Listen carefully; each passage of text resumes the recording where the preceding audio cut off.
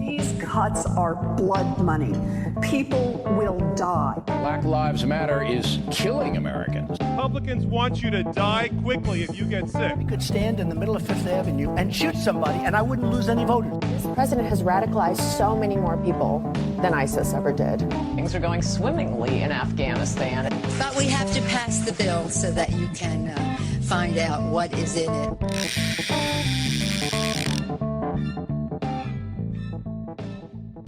Welcome to The Spectacle. I'm Andrew, and I'm here with Ken again, so that means this is Reel It In. Our goal is to talk about current events in a non-toxic way and deflate the news of the day as somewhat normal, somewhat sensible human beings. We want to sort through the political mess, dive headlong into the misinformation, and talk through topics how we think they should be talked about.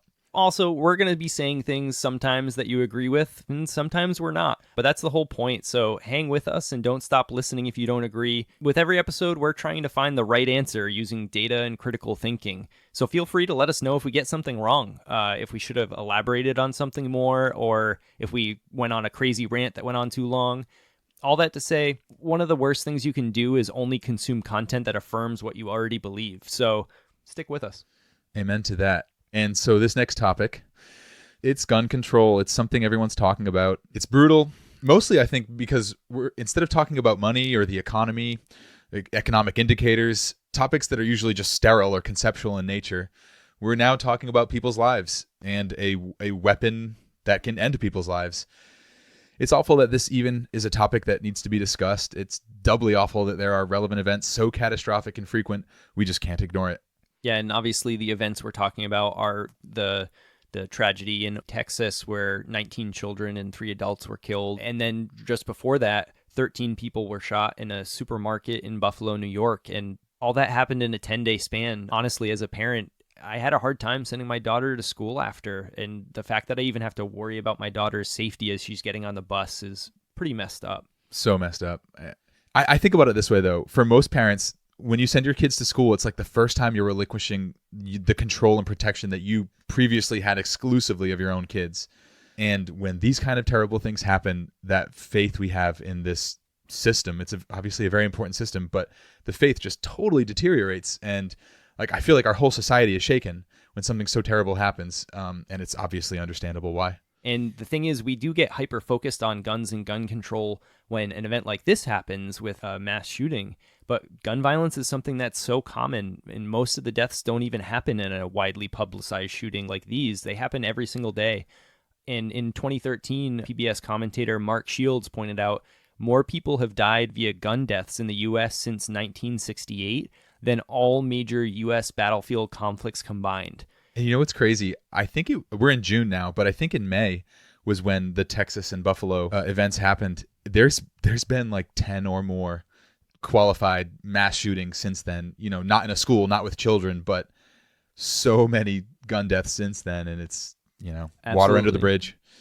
Yeah, and to qualify that, so a mass shooting, there's so many different definitions for it, but a mass shooting, according to the FBI standards, is a shooting that involves more than four or more people, whether they die or not. So if 4 people are struck by a bullet, that's considered a mass shooting. Probably 4 separate bullets, not one bullet. I would think so. Actually, no. I would think that if 2 people are struck by the same bullet, that would count towards the 4. How about that? Yeah. But so one of the things that I kind of thought of with this, one of the quotes that I've seen people use very frequently with referring to gun control is Benjamin Franklin's quote where he said, "They who can give up essential liberty to obtain a little temporary safety deserve neither liberty nor safety." And one thing that I saw, I can't remember what prompted me to think of this, but I was looking it up and I Googled it. And one of the first things that I saw pop up was an article titled "How the World Butchered Benjamin Franklin's Quote on Liberty versus Security."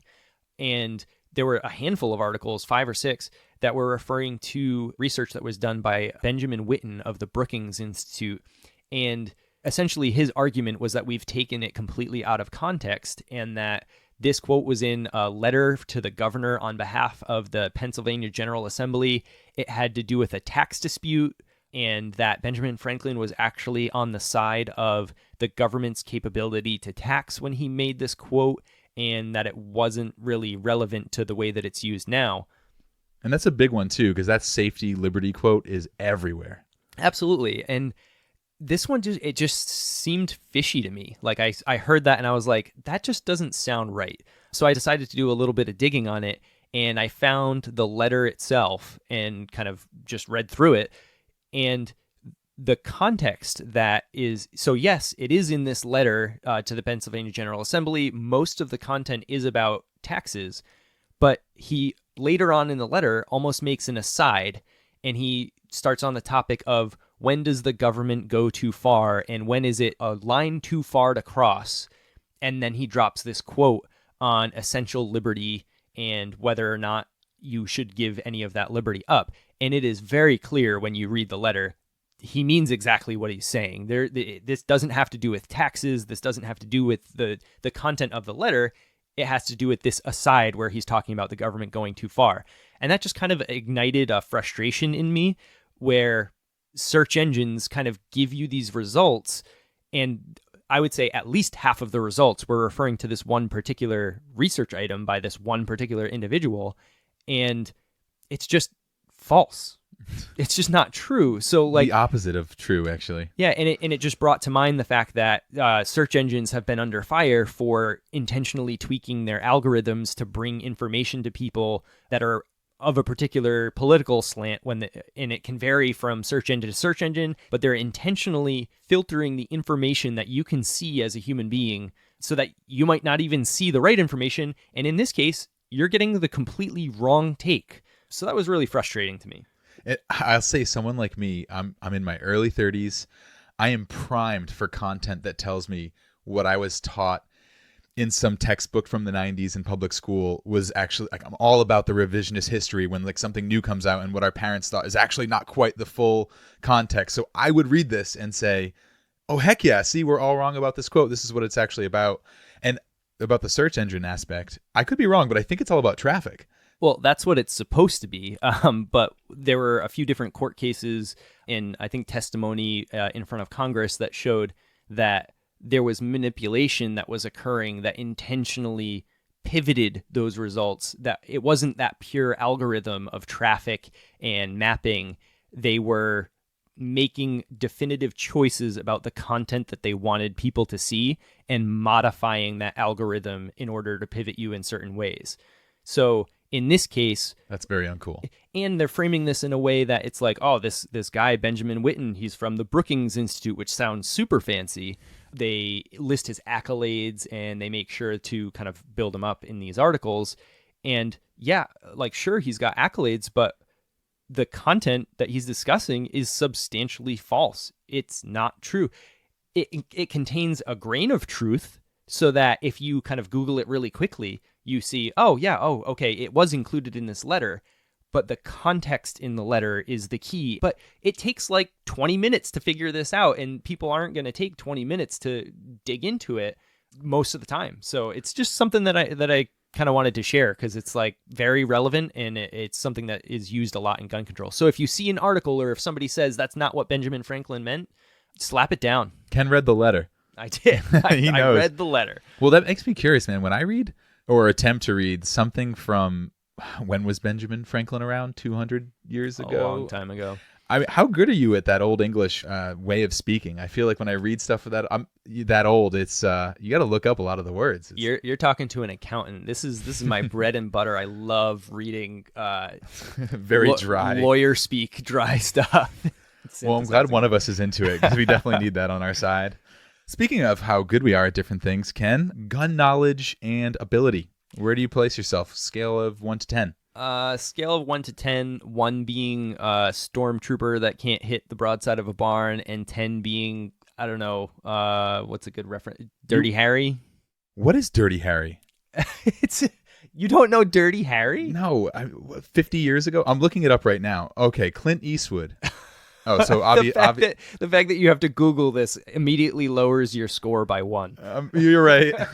Fair. So I give myself a 5 because I grew up in a household that had guns. I'm familiar with guns. I'd say proficient in the use of them, but I'm definitely not somebody who constantly is around them. The finer aspects of them and the finer aspects of gun law, I'm probably not as involved with. So maybe I'm being self-deprecating by giving myself a 5, but that's what I'll go with because, we're not using it's a sliding scale. If a pistol or a long gun just like dropped in your lap, could you use it? Right Oh, out the gate? absolutely. Yeah. Yeah. Okay. That's fair. What about you?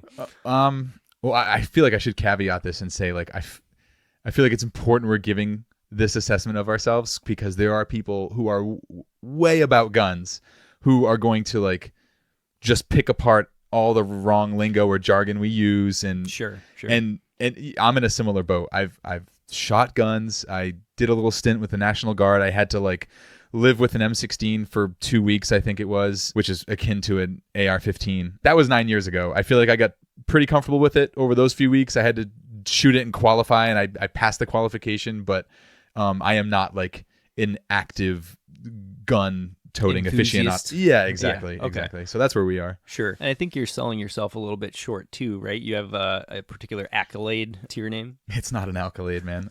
You're a sharpshooter, right? I've clearly talked about it too much, if you know.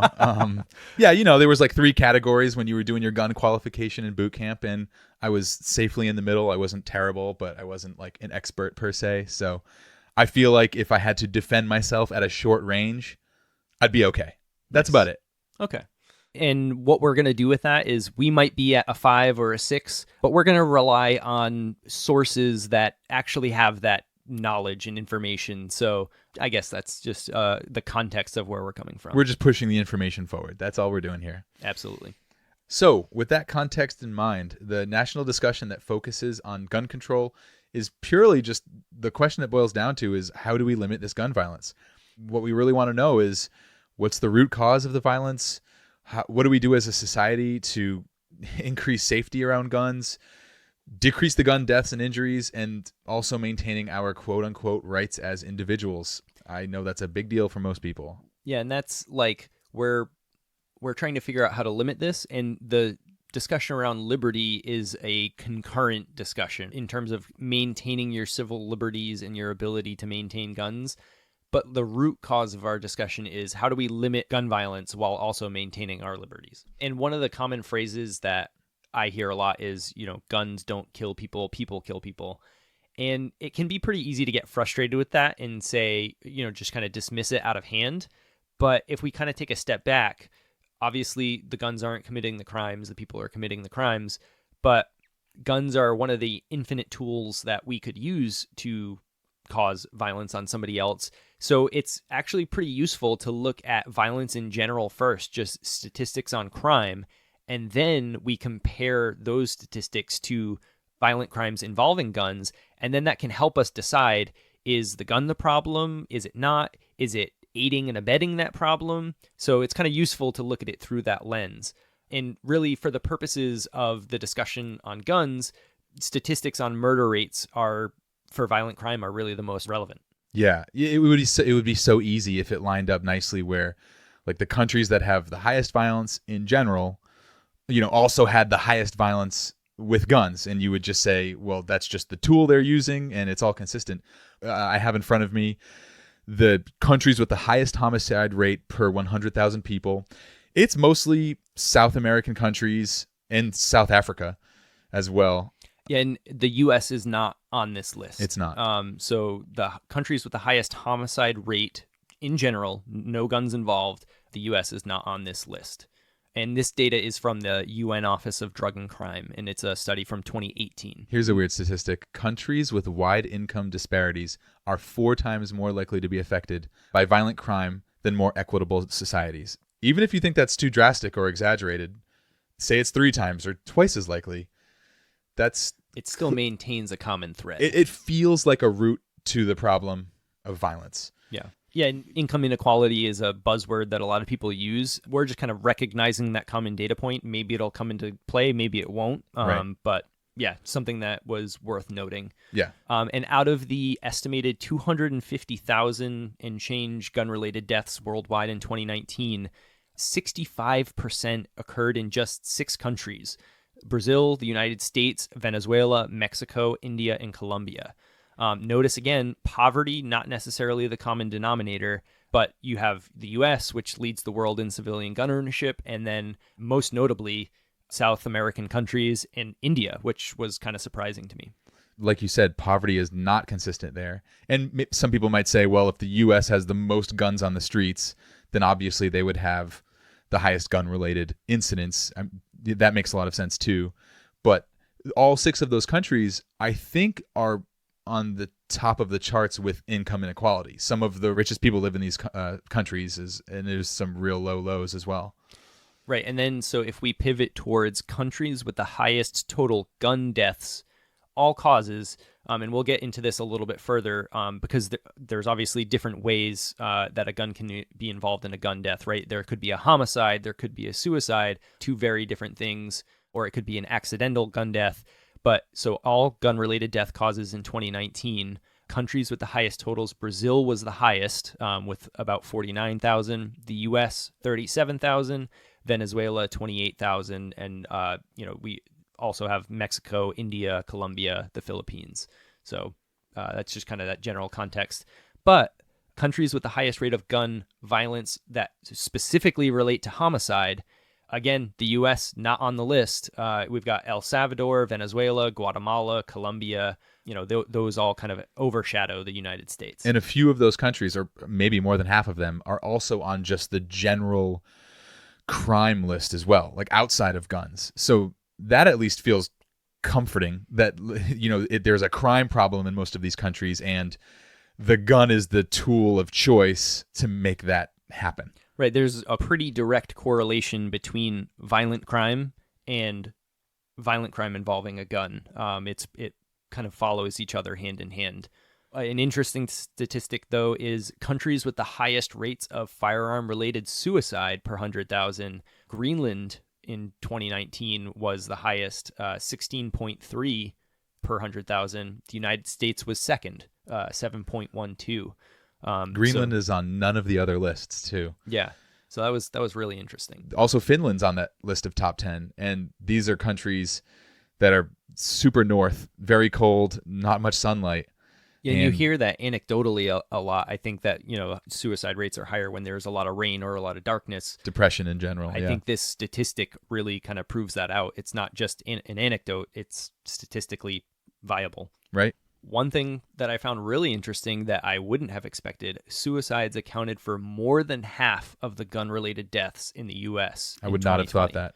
Yeah, and that data is pretty consistent. Since 1996, when the data was tracked more consistently, the makeup with gun-related deaths is almost uniformly between 50 and 60% suicide, 40 to 50% homicide, and under 5% is accidental or some other cause.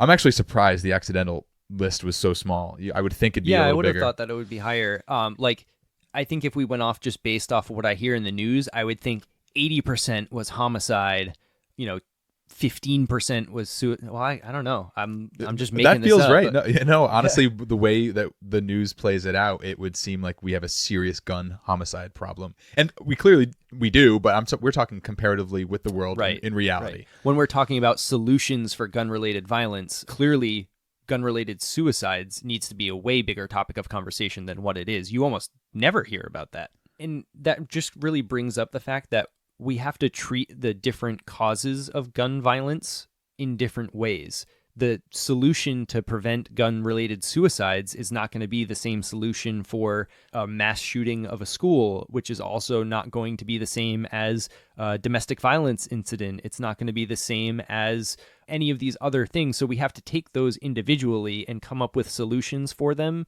separately from the other ones. So interesting statistics here is that 8 in 10 U.S. murders in 2020 involved a firearm. So 80% of U.S. murders involved a firearm.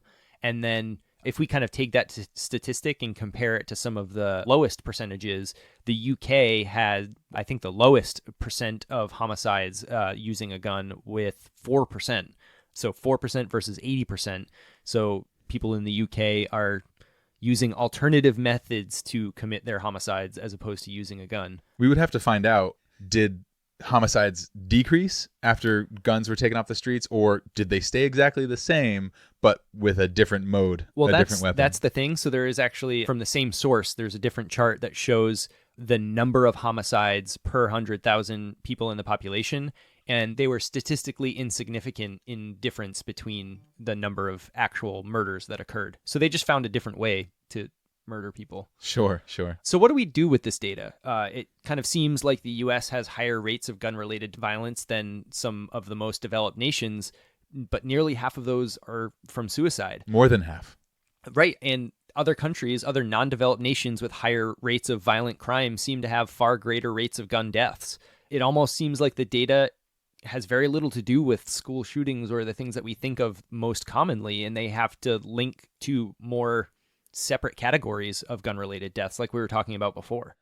Like you say, the problem, it seems to be gangs-related crime and drugs. According to the Office of Juvenile Justice and Delinquency Prevention, the risk of being killed is, get a load of this, 60 times greater among young gang members than in the general population. And that data is a little bit fluffy, right? Because, what exactly defines a young gang member? But the fact that it's 60 times greater, your risk of being killed by a gun is 60 times greater if you are involved in a gang versus the general population. That is a very telling statistic. All of the data that we've kind of looked at here shows that there is a tie between propensity for violent crime and gun-related violent crime. Boom. If you are involved in gun-related violent crime, you have a way higher tendency of getting killed by a gun than someone who is not involved in that crime, which makes sense. So there's another data point that we grabbed from worldpopulationreview.com, a study in 2018, countries with the most school shootings, right? So now we're pivoting towards school shootings in 2018. In this study, which was published by CNN, the United States was listed as having 288 school shootings that year. The next one on the list was Mexico with 8. That's pretty ridiculous, right? That's a crazy disparity with the number of school shootings. But if we look at this a little bit further, and you wouldn't see this by the study that's posted by CNN immediately, if you dig into it a little bit further, there's an enormous caveat in the tiny little subtext at the bottom. This data only included shootings that were reported via traditional news media channels, which doesn't seem necessarily like that would be a big deal, but it really is. If we look at state media for different countries, the amount of control and corruption that they have over what they're reporting is pervasive. We know that the United States is reporting on these things, and you're definitely seeing these things in the news media, but you're not necessarily going to see this reported from other countries. The reason why Afghanistan is only reporting 3 school shootings, I mean, I don't even know what the state of their news media is, but it's definitely less developed than the United States. Yeah, I would even venture a guess and say the more authoritarian the government is as well, they would stomp out a lot of that stuff getting to the general public. And so like faulty governments or authoritarian governments or countries that have crumbling societies or poverty-stricken countries probably are not great at reporting any of these statistics in general. So that's unfortunate. And we're not saying at all that this data statistic isn't telling us something. So even if we are saying that this is a little bit misleading and we kind of correct for some of the data, clearly the United States has a mass shooting problem related to schools. But the issue is that when you're using a statistic or a methodology that isn't consistent or could have significant flaws like this, it undermines people's trust in data. Right. So I absolutely think that that's something that should be reported on, and we should be able to see that information. And it's clearly telling us that we need to do something differently in the United States, but the data is not accurate or as usable as we would like it to be. A general guideline. I will at least give the writers of this some credit and say at least there is a caveat at the bottom. At least they are saying, recognize that these numbers probably are not quite accurate. But at the bottom, they could probably put it in the title, right? Sure, like instead of putting it in the tiny subtext on the bottom, say school shootings reported by the media for that particular country in this year. Like that would solve everything, right? And you know what? On that list is Canada and France with a total school shooting for January 2009 to May of 2018 each had 2. I would say those are both free-ish societies that none of those things would go under the radar. They would have to be reported. Agreed. And that's dramatic from our US's 288. But this kind of brings up this chicken and egg conundrum on the media in school shootings, where is there more reporting in America on school shootings because there are more school shootings? Or are there more school shootings in America because of such extensive reporting on them? A lot of the mass shootings that occur in the US, they're trying to gain notoriety. So reporting kind of creates those copycat events. It's so creepy and so interesting to think about it. One term that gets thrown around is social contagion. And it's kind of like it makes humankind seem like an ant, like as opposed to individuals thinking with total control of their own faculties. We're so influenced by our neighbor or by what we're seeing. Yeah, like so the idea of a social contagion is the behaviors or emotions that you see or are alongside you, you are likely to absorb. And we see that everywhere. Fads, the idea of fads, like bell bottoms or some of these crazy things that you look at your parents, some of their photos from 20 years ago, and you laugh at them, but you're doing crazy things too, and it's because it's normal at the time. And that's the result. The result is a snowball effect. So the snowball effect being once gun violence is kind of snowballing out of control with related to school shootings, people are seeing this behavior, and it's just kind of becoming more commonplace and becoming more acceptable in their minds. And that in of itself is difficult, the whole contagion aspect. But then it becomes highly dramatized on the news. So young, unstable people are like flies to a light when they see this. It's an incredible way to go out. And that's the thing is one of the solutions to lowering school shootings, do we have to change the way that we're reporting on these school shootings? Do we have to change the way that we're having this conversation in order to prevent more from happening? Do we not mention these individuals' names when we're doing the reporting so that they don't get their notoriety? Do we focus more on the victims and the way that we're reporting this?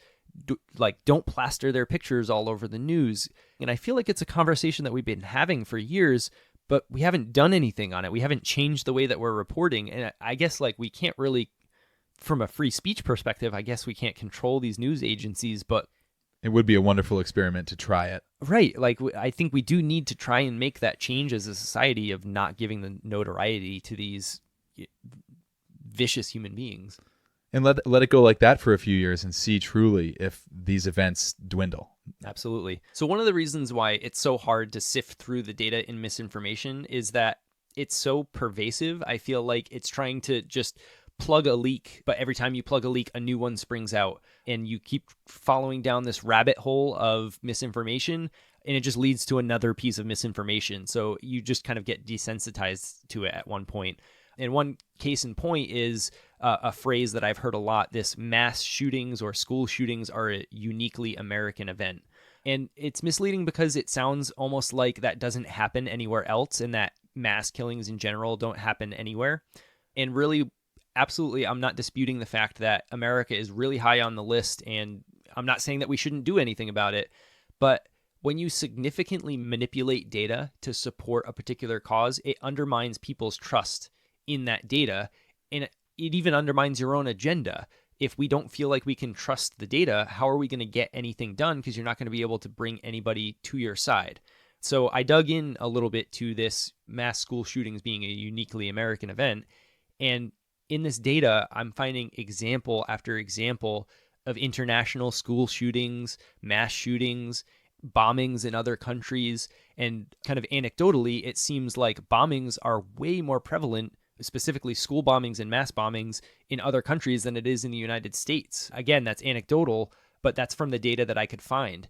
And if you look at a percentage of the population rather than just looking at it in a total, that list becomes very different. America isn't on top anymore. You have countries from South America, Central America, Middle Eastern countries, particularly with school shootings, that go higher than America, right? Honduras, it's so commonplace for there to be school shootings, it barely even makes the news cycle. So when we say that mass shootings are a uniquely American event, that's not true statistically. And it's even more dishonest when, like you said earlier in that CNN poll, talking about school gun crime, where we're on the top of the list, but then the caveat down below is, the other data from other countries is not quite reliable. They don't report as well. So we all know that information. And instead of saying that up front, we're promoting mass shooting and school shootings are uniquely an American event. And also with this, it is not a uniquely American event, but we don't want to be talking and having a conversation where we're like, oh, we're third on the list. We should really be sixth on the list. With these particular statistics, you want to be near the very bottom. Like, that's your goal. Your goal is to eliminate gun violence. This is more a conversation around, let's make sure we're using accurate data so that people can trust your data. Because if you don't, you're undermining yourself. And there's a wide swath of people who would just say, screw it all together because you're not telling us the truth and we know that.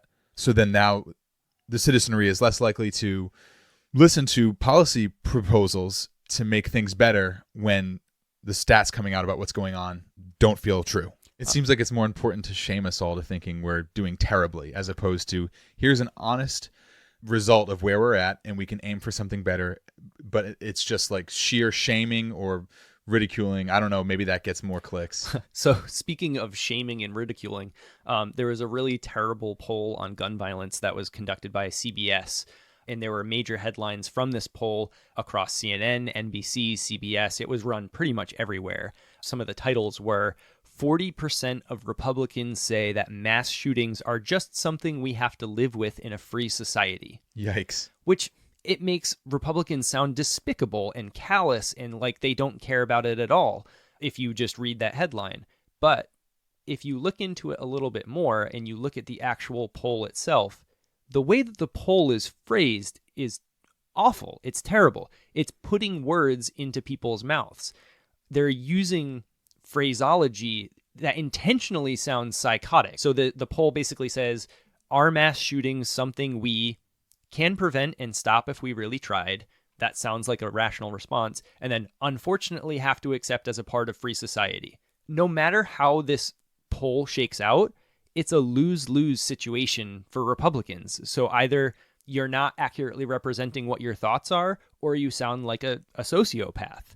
And at that point, if someone is reading this, after that, any Republican that has an idea of a policy change, you're remembering that Republicans think that this is just something we need to do. You're not actually going to look at anything from that side as genuinely trying to help or improve things. Well, and in a lot of these articles, they don't even show the poll itself. They just list that phrase. And ideally, if you have a poll, maybe you list several options, right? Yeah, sure, you can have, can prevent and stop if we really tried, but maybe some of the other options are mass shootings would not be prevented by the gun control measures that Democrats support, or a middle ground option that says can be reduced but will never be eliminated entirely. Those answers sound way more rational and wouldn't make this poll be completely just a partisan thing where it almost seems like they have the headlines already written before they even conduct the poll. And it just kind of goes right to the intentional division by the media. And I want to be clear on that. This was very intentional. Like, CBS didn't make this poll and be like, oh, whoops, I probably should have phrased that better. Like, they did this on purpose. They wanted this to be a divisive poll that is casting a particular group of people as the crazy people. And that's exactly what they did. The conclusion being Democrats are trying to fix this and Republicans are okay with the way things are. And the rest of the poll I looked through, and it had questions that were just very deliberately planning Democrat versus Republican issues and designed in a way to make Republicans look bad. And I'm not saying that Republicans or Democrats are right in this scenario, but I am saying that if the news outlets are intentionally skewering one side, you're not going to bring the parties together. You're not going to bring America together. You're going to sow division, and that's just going to continue. I also find that the conversation around gun control seems to lose the forest through the trees, or focus on the wrong concepts, as we've already touched on a bit. What's really difficult, and I personally I struggle with this, is where we want to draw the lines between rights and safety in a society. When you talk about gun control, for so many people, usually on the right side of the aisle, if it goes up against the Second Amendment in any way or talks about taking any guns off the streets, that's the end of the conversation. And I know many countries don't look at guns as a right. And there's some that had looked at it that way and then has kind of change the general perspective on what that means. Like, I think Australia is one of them, where they were more along the lines of how we were in the US about guns being a right. And over the previous few years, they've really changed the way they perceive that. And that's what it really comes down to, is where do we find that balance? And I think if you ask both sides about what they believe in, they're going to believe in the same things. They want to protect individual liberties, and they want to increase safety for all of its citizens. Like, these are fundamental beliefs that both sides are going to agree on, no matter, unless you're a sociopath, you're going to agree on these two things. The true conversation is, where do we draw the line to make sure that we're supporting people's safety while also supporting their rights? Because you can draw that line indiscriminately anywhere, but how are we deciding on where to draw that line where it's a perfect balance between making sure that we're not infringing on people's rights, but also making sure that we're not exposing people to danger that they shouldn't be? So when we discuss rights, I know some countries have been able to change the discussion where guns are discussed more as a privilege that you have earned, as opposed to just some inalienable right that you have. And I think most people might actually like the way that is discussed at this point in history, but it has to be talked about delicately. Yeah, and so that kind of brings us right into the discussion around when we're talking about rights and gun ownership. What are the reasons for gun ownership? Like, what can we say to defend gun rights? And a Gallup poll conducted in 2019 showed that self-defense was the most consistently provided answer at 63%. Hunting and recreation was a reason provided that came through at 51%. Occupation-related was 5%, and those were the top three reasons that were given. And interestingly, in that poll, there was no option for defense against government tyranny, because I feel like that is one that is coming up far more often right now, which, I mean, we can kind of get into that a little bit more later. But that same Gallup poll indicated that about half of adults say that there would be fewer mass shootings if it was harder for people to obtain guns legally, whereas about the same amount, 42% said that this would make no difference, and 9% said that there would be more mass shootings. So that last bit's a little strange. Yeah, but basically it just means that it's split 50-50 right down the middle in the country. Half of people saying that there would be fewer mass shootings, half of people saying that it wouldn't make a difference. So we don't really have a clear view of where to go. Right. Well, and it just kind of underscores the division in the country. But even though we have that division, the majority of both parties favor two policies that would restrict gun access, preventing those with a mental illness from purchasing a gun. 85% of Republicans and 90% of Democrats support that. And subjecting private gun sales and gun show sales to background checks. So closing that background check loop. 70% of Republicans support that, and 92% of Democrats. So the majority of Americans in both parties support these two gun measures completely. Why are these not gun laws right now?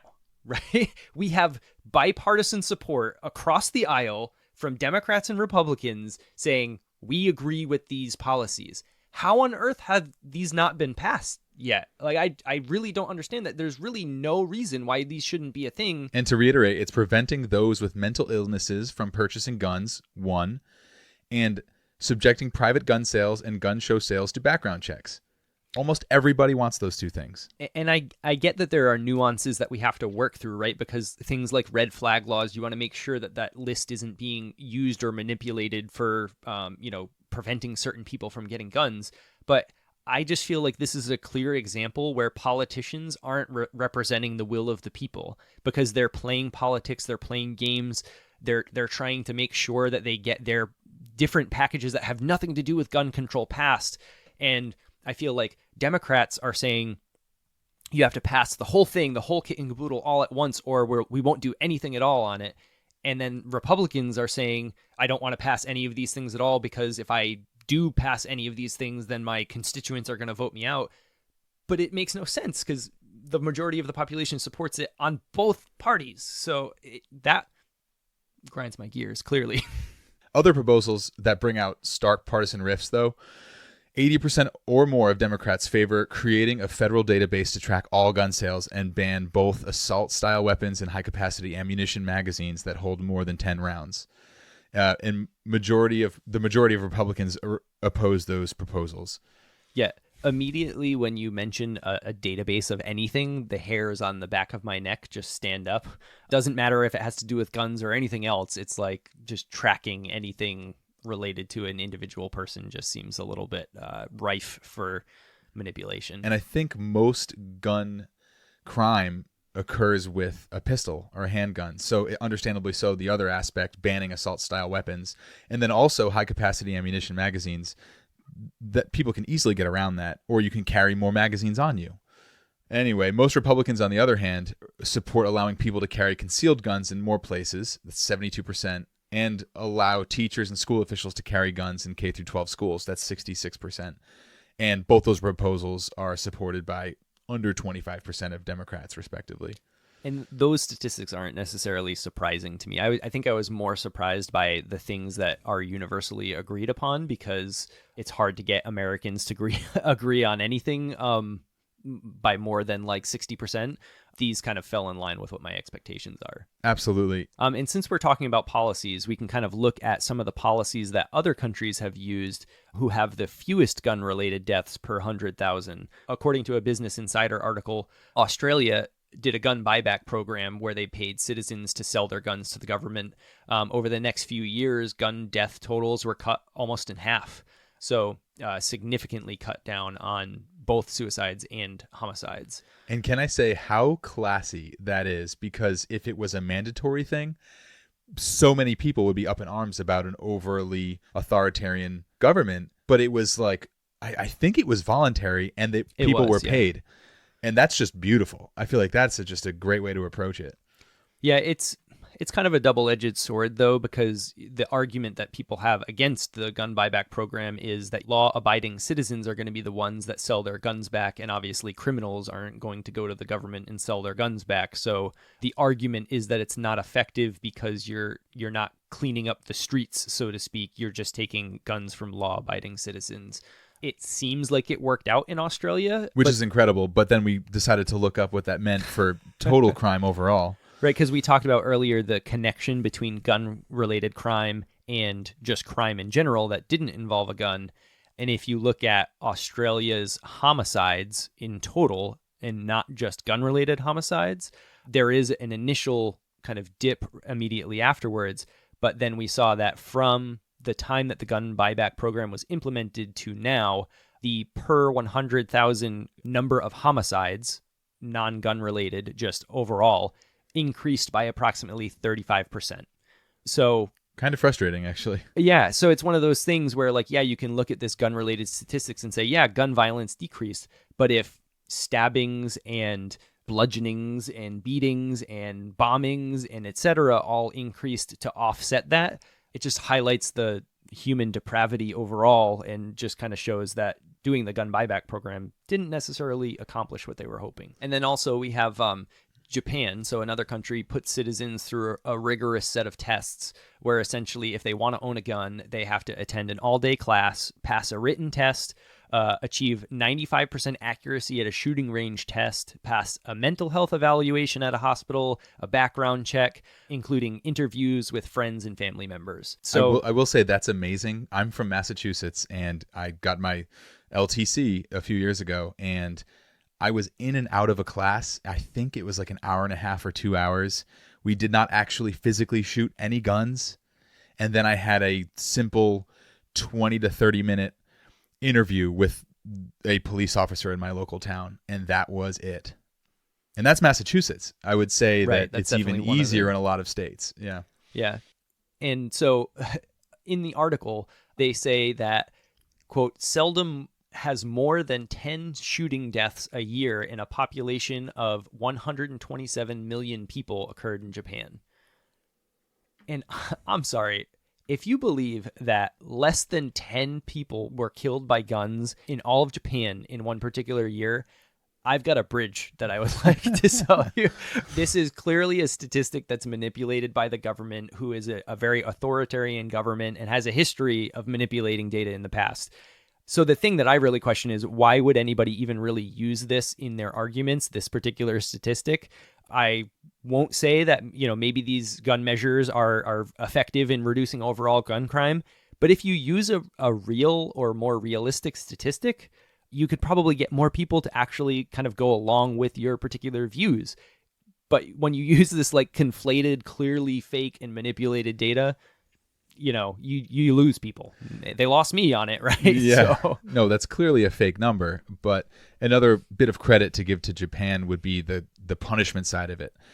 They just have, as well as stringent rules to obtain a gun in the first place, they don't allow any handguns at all, and you can be put in prison for up to 10 years if you have one. You can't pass down guns to your next of kin. So there's just strong penalties in general in Japan. So it would make sense that they would have low shooting deaths, but yeah, it's comical that 10 a year would be. And it goes along with the same thing that we talked about with Australia. Sure, let's even say that 10 per year is true. That is completely removed from the total number of violent crime related deaths per year. So it's one of those things where when you look at it individually, sure, it might seem like a good thing, but then you might also realize that people are just finding another way to commit the crimes and atrocities that they want to, just with other means. Sure thing. New Zealand also instituted a ban on most semi-automatic rifles after a mass shooting left 51 people dead and dozens more injured in March of 2019. So it was a self-professed white supremacist, and he targeted 2 mosques on a Friday evening with semi-automatic weapons. They can only buy shotguns and air rifles in New Zealand. There's no handguns, as well as Japan, like we mentioned. And I guess actually semi-automatic gun owners had to surrender them. It wasn't a buyback. It wasn't voluntary. It was mandatory. And this was an interesting part. They have to retake their licensure class every 3 years after obtaining it. Which are there restrictions on that in the United States to have to retake it? So I do have my LTC. That means license to carry, if you don't know. And I think every 5 years you have to re-up, but I don't think you have to retake the exam. You just I think it's submitting paperwork or a fee. Yeah, absolutely. Yeah, gotcha. And it's actually kind of funny. I remember when I did get my LTC, this is years ago, the guy that I think I took the test through coached me to make sure I wrote down my reasons was for all lawful purposes as opposed to anything specific. Yeah, I got my blue card in Rhode Island years back, and it was kind of the same thing, right? You go to take your test, and it was almost like you had your friend there to help you cheat on the exam. You'd go to put your pencil down on the wrong answer, and they'd be like, and then you pull your pencil back. So it's definitely not a stringent exam, and you almost have like a buddy there to help you pass the exam. Which makes it a joke at that point. Yeah. Well, is the blue card akin to an LTC? No, it's not licensed to carry. It's your ability to purchase a gun. So you can go and purchase a gun, but you can't carry it concealed around. And that's in Rhode Island. And honestly, that was now definitely over a decade ago, so it might have changed. And then Norway is another country that has really restricted gun ownership, and it's seemingly pretty obvious. It was after a massacre of 77 people in 2011. There's actually a great documentary about it. It's not great, it's terrible to watch, but it's called 22 July. It outlines what happened on that day. And many years later, but it was 2018 when they finally were able to get some kind of drastic gun policy enacted, and it was to ban all semi-automatic guns by 2021 except for hunting and sport. I thought that was interesting because that poll we talked about earlier about people's reasons for having a gun, over 50% of people mentioned it was for self-defense, and that seems like an obvious first reason to have it. So it's odd to me that a country would only allow guns for hunting and sport. Well, and how do you even categorize that? Like, if somebody wants it for self-defense, couldn't they just say, I would like to buy this because I'd like to go hunt? Yes. Like, that seems like a completely unenforceable thing. Yeah, and so that's kind of an outlook or an overview of the different laws or regulations that you can implement in order to restrict gun violence. The National Rifle Association had an article about why gun control doesn't work. So kind of going against the grain with what these different countries were doing. Their main reasons were saying things like criminals don't obey the gun laws. The vast majority of criminals obtain their firearms through non-legal means. They indicate that background checks as they currently exist aren't effective, so you're not going to identify those individuals that are most likely to commit those crimes. And they indicated that crime goes down when good guys have guns. Essentially, it's the good guy with a gun thought process. We've heard all of those lines for years. Those are very popular, good talking points. I wonder how accurate that is, or if that's mostly anecdotal. Well, and it's tough too, because so much of this data is macro in nature. You can kind of only pull this information or these statistics from a broad swath or a large group of people. So they used a lot of statistics in their article. They indicated over the past 3 decades, from 1991 to 2019, that violent crime rates have dropped by more than half. And in that same time frame, privately owned firearms have doubled in that period. So they're essentially saying there are more guns out there and violent crime decreased over this period of time. But that's just such fluffy data. It's not necessarily causation. It's just kind of correlation, and it's at a very, very high level. So it's hard to say that those go hand in hand. Right. They also, included some other things like the number of people carrying a firearm for protection outside of their home has increased as violent crime has dropped. Mass murderers have repeatedly been deterred or stopped by citizens carrying lawfully concealed firearms. The one statistic that I thought was really interesting was a major study of 2,000 felons in state and federal prisons indicated in a poll that they feared armed citizens more than they feared the police. The American part of me loves that. So That's that was great. interesting, because you're going right to the source of people who would be committing a crime, and they're indicating that they are afraid of the good guy with a gun, quote unquote. We do see all the time in the news that police are being restricted with what they can do. And I think it's now in the ether that criminals know that cops actually don't have too much power to maybe make the right move for fear of repercussion or something. So one of the things that they had stated too in that article was cities that have the strictest gun control laws have the highest crime rates. And so their solution is crime control rather than gun control. And I think there is definitely some credence to that, because as we had looked at kind of at the top of this episode, violent crime in general kind of goes hand in hand with gun crime. They increase and decrease along with each other. So I do think that's kind of a valid point that they bring up. However, there are kind of the holes that you can poke in the argument where you say, sure, Chicago might have the strictest gun control laws, but maybe those guns are purchased in Texas where the gun laws are, more lenient, and those guns are trafficked up to Chicago and used in violent crimes there. So it's just one of those things where it makes the discussion pretty difficult, because a lot of the data here is what I like to refer to as fuzzy data. It's not a clear-cut thing a lot of the time. You're making a judgment call based off of this data that you're kind of hoping is the most accurate. So we've talked through statistics on crime, gun crime, and policies purported to solve or at least attempt to decrease these problems. Next time we'll discuss the history of guns and gun control, and we'll look at what those in power are saying about it. We thought we'd be a 1 episode per topic enterprise, but seemingly so far we do have way too much to say. We'll try to reel it in. I don't know. We're definitely always going to have too much to say. It's probably true. In the meantime, we would love to hear your feedback, topics for a new episode maybe. Feel free to leave a review on any of the major podcasting platforms. Follow us on Twitter at ReelItInPodcast, or email us at thereelitinpodcast@gmail.com. Thanks, and we'll see you next time. Thanks. See you in part 2.